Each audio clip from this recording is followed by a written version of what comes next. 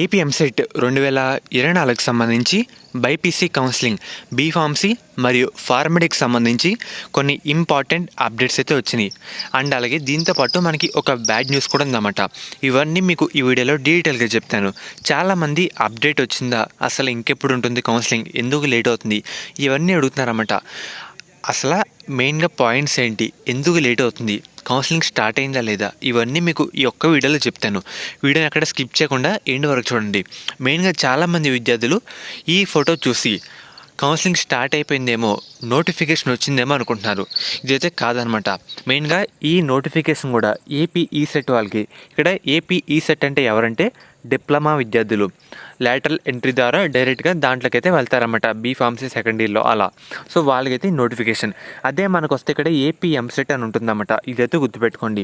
And అలాగే వచ్చిన వెంటనే మీకే ఫస్ట్ అప్డేట్ అయితే ఇవ్వడం జరుగుతుంది. మొన్న పారామెడికల్, మన బీఎస్సీ నర్సింగ్ వచ్చిన నోటిఫికేషన్ రిలీజ్ అయిన 5 నిమిషాలకే వీడియో చేయడం జరిగింది.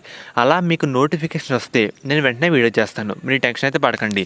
అసలు మనకి కౌన్సిలింగ్ ఎందుకు లేట్ అవుతుందంటే, ఫస్ట్ మనకి కౌన్సిలింగ్ స్టార్ట్ అవ్వాలంటే ఎంసెట్ ఐదర్ తెలంగాణ అయినా ఏపీ అయినా ఎంపీసీ విద్యార్థులకి మనకి బీఫార్మసీ నోటిఫికేషన్ అయితే రావాలన్నమాట.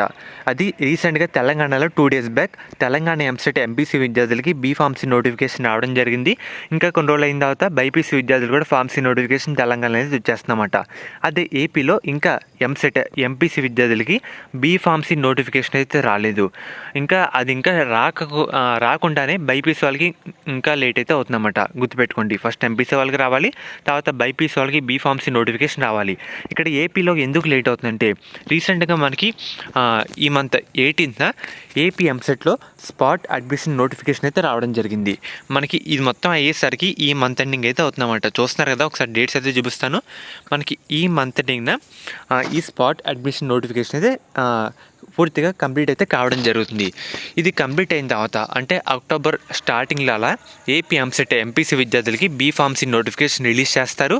ఇంకా మెల్లిగా అక్టోబర్ మధ్యలో లేదంటే అక్టోబర్ ఎండింగ్లో అలా మనకి ఏపీ ఎంసెట్ బైపీసీ విద్యార్థులకి బీఫార్మసీ నోటిఫికేషన్లా రిలీజ్ చేసే అవకాశం అయితే ఉందన్నమాట. మనకి ఈ మంత్ ఎండింగ్ కష్టమే, ఎందుకంటే మధ్యలో ఈ స్పాట్ నోటిఫికేషన్ అయితే వచ్చింది కదా, అందుకే ఇంకా డిలే అయితే అవుతుందన్నమాట బైపీసీ బీఫార్మసీ కౌన్సిలింగ్ విషయం. అదేనే చాలామంది అడుగుతున్నారు.